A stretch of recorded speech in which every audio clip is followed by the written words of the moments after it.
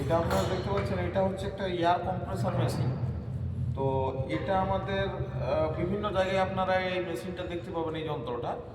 এটা মূলত আমাদের হয় কি, এয়ার কম্প্রেসারের সাহায্যে আমাদের এই যে অ্যাটমসফিয়ার অর্থাৎ বায়ুমণ্ডলের যে এয়ার বা গ্যাস, সেটাকে ইনলেট পাইপের মাধ্যমে আমাদের ইনলেট পোর্ট দিয়ে সেটাকে এক জায়গায় এই ট্যাঙ্কির মধ্যে স্টোর করে, এবং একটা আউটলেট পাইপ থাকে, সেই পাইপটার সাহায্যে যেটা এখানে আপনারা লাগিয়ে দিতে পারেন। তো কী হবে, সেই আউটলেটের মাধ্যমে আমাদের গাড়িতে বাতাস দেওয়ার জন্য, পাম্প করার জন্য আমাদের এটা করা হয়। তো যদিও আমাদের এখন ট্যাঙ্কিতে বেশি গ্যাস নেই, চালানো নেই, তো তার যতটা ইনলেট হয়ে আছে, যদি সামান্য কিছু থাকে তাহলে আপনারা দেখতে পাচ্ছেন এখানে একটা আউটলেট পাইপ দিলে সেটাকে যদি ভলপিনে নিয়ে যাওয়া হয়, তাহলে এইভাবে এটা ঘোরালেই দেখুন শব্দ হলো একবার, এটা দিয়ে গ্যাসটা পাইপের মধ্যে দিয়ে বেরিয়ে ভলপিন দিয়ে আমাদের টিউবলেস টায়ার বা টিউব জাতীয় টিউব যে টায়ারে থাকে, সেই টায়ারেরও আমরা পাম্প করতে পারি মোটরসাইকেল বা ভারী কোনো যানবাহনে। তো এইটা আমাদের কাছে যে এয়ার কম্প্রেসারটা আছে, সেটা দেখতে পাচ্ছেন যে এখানে রিডিংগুলো বলে দেওয়া আছে, যে কত আছে দেখুন। এখানে লেখা আছে ওয়েল ফ্রি এয়ার কম্প্রেসার, ঠিক আছে, মানে ওয়েল ফ্রি এয়ার কম্প্রেসার এটা।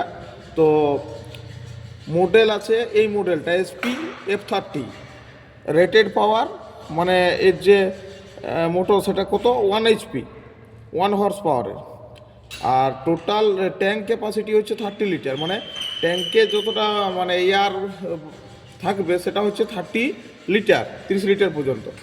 ম্যাক্সিমাম প্রেসার, সব থেকে বেশি যে প্রেসারটা, ম্যাক্সিমাম মানে বেশিটা, মিনিমাম মানে কম, আপনারা জানেন প্রেসার মানে চাপ, সব থেকে বেশি চাপটা কত হয় 0.8 মেগাপাস্কাল। এবার 0.8 মেগাপাস্কালটা কি না, এটা হচ্ছে একটা ইউনিট, পাস্কাল একটা ইউনিট, তার সঙ্গে মেগা গুণ হয়ে আছে, তো এটা মেগাপাস্কাল হয়, গিগা পাস্কাল হয়, এভাবে অনেকগুলো আমাদের ইউনিট আছে। তো ওগুলো কোনটার মান কত সেটা না হলে বোর্ডে আলাদা করে অন্য কোনো একটা ভিডিওতে বুঝিয়ে দেবো।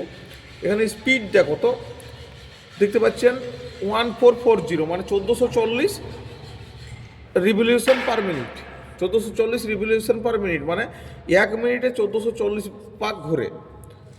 ডিসপ্লেসমেন্ট হচ্ছে 40 লিটার পার মিনিট, মানে 1 মিনিটে সর্বোচ্চ আমাদের কত যেতে পারছে 40 লিটার পর্যন্ত।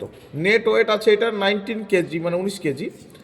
আর ডেট অফ ম্যানুফ্যাকচার, মানে যে ডেটে এটা বানানো হয়েছিল সেটা হচ্ছে 2004-2025, মানে 2025-এর এপ্রিল মাসে। তো এটাতে দেখুন দুটো হুইল লাগানো থাকে, আর এটা ওই রকম ইনলেট দিয়ে আমরা যখন চালিয়ে দেবো এটাকে, তো ইনলেট দিয়ে যখন এই আছে, এটা যদি আমরা প্লাগ এই সকেটে দিয়ে দিই প্লাগটা, তাহলে আমাদের সুইচ দিয়ে দিলে ও সাকশন করে আমাদের ভিতরে বাতাসটাকে স্টোর করবে এয়ার কম্প্রেসারের ভেতরে। আর যখনই আমরা সেটাকে কোনো টায়ারে নিয়ে গিয়ে ভলপিনের কাছে নিয়ে গিয়ে ধরবো, তখন আমরা এটা দিয়ে করতে পারি যে ধরলেই আমাদের, যখনই আমরা টিচারে চাপ দেবো তখনই আমাদের ভেতরে বাতাসটা ঢুকবে। এবার যেমন মোটরসাইকেলে যেমন লাগে, যেমন 40, 45, 35 এরকম যতটা লাগে ততটা আমরা দিই। এবার দেখতে পাচ্ছেন এখানে একটা প্রেসার গেজ লাগানো আছে, সেটা কীরকম আছে দেখুন, 0-র পর থেকে শুরু করে 0 থেকে 180 পর্যন্ত। এবার দেখুন এগুলোতে কী কী দেওয়া আছে। একটা কেজি পার সেন্টিমিটার স্কোয়ার, কেজি পার সেন্টিমিটার স্কোয়ারে মেজারমেন্ট করে যাবে। কনভার্সনগুলো করতে পারেন, কেজি পার সেন্টিমিটার স্কোয়ার একটা আছে আপনার কেপিএ, আর নিচে লেখা আছে বার। কেপিএ মানে হচ্ছে কিলো পাস্কাল, আর বারও একটা প্রেসারের ইউনিট জানেন। আর এখানে আছে আপনার LB per metre, LB per inch square, LB per inch square. LB মানে হচ্ছে এফপিএস পদ্ধতিতে আছে, মানে পাউন্ডাল পার ইঞ্চ স্কোয়ার, সেটা পিএসআই হয়। পিএসআইয়ের যে কী জিনিস, মানে প্রেসার পার স্কোয়ার ইঞ্চ, সেটাকে সংক্ষেপে বলা হয় পিএসআই। প্রেসার পার স্কোয়ার ইঞ্চকে সংক্ষেপে পিএসআই বলা হয়ে থাকে। সেটা কি হয়, আমাদের ওটা প্রেসার মেজারমেন্টের ক্ষেত্রে প্রেসার গেজে যখন প্রেসার মেজারমেন্ট করে, যে আমাদের প্রতি ইঞ্চিতে কতটা আমাদের চাপ পড়ছে, সেটাকে পিএসআই বলা হয়, প্রেসার পার স্কোয়ার ইঞ্চ। ঠিক আছে। তো প্রেসারের থিওরিটিক্যাল ক্লাস আমি আপলোড করবো, তখন আপনি দেখতে পাবেন প্রেসারের অনেক, এছাড়াও আরও একক আছে, যেমন টর একটা ইউনিট হয়, নিউটন পার মিটার স্কোয়ার একটা ইউনিট হয়, ঠিক আছে। এরকমভাবে প্রেসারের আরও অনেক ইউনিট আছে, এখানে সবগুলো দেওয়া নেই। তো এইভাবে আমরা প্রেসারটা কখন কতটা যাচ্ছে সেগুলো আমরা দেখতে পাবো। তো তারপর এটা দেখতে পাচ্ছেন দুটো হুইল আছে, এই হুইলগুলোর সাহায্যে আমরা এটাকে এক জায়গা থেকে অন্য জায়গায় ঠেলে এভাবে নিয়ে যেতে পারি, ঠিক আছে, এভাবে।